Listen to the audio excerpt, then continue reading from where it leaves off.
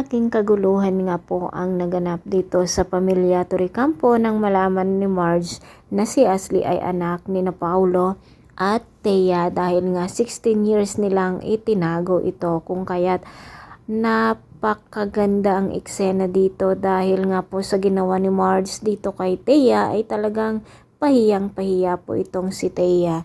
Samantala, sinabi nga ni Marge dito kay Paulo na mapapatawad lamang niya ito kung mapapapayag niya si Thea na magpa-test si Ashley para sa bone marrow na maitra-transfer dito kay Jasmine. Ngunit hindi pumayag si Thea, mga kapuso, at walang ibang paraan kundi kausapin ni Paulo si Greg para siya ang kakausap dito kay Thea.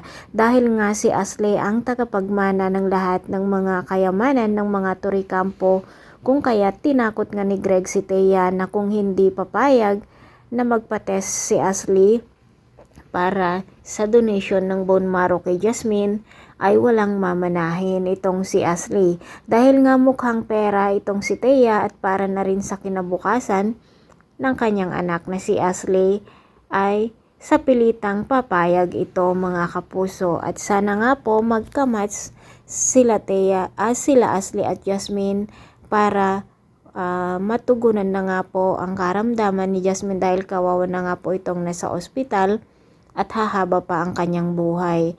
Ngunit baka mayroong diseffect dito kay Ashley at kung hindi niya makayanan ang operasyon, baka mawawala naman itong si Ashley at siguradong sila Marge naman ang sisisihin ni na Edward at Thea.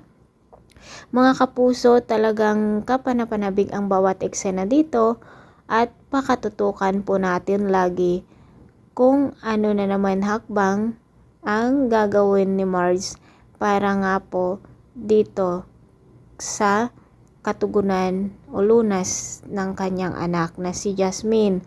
Papayag naman si Ashley na mag-donate, ngunit itong si Thea lamang ang hindi pumayag noon.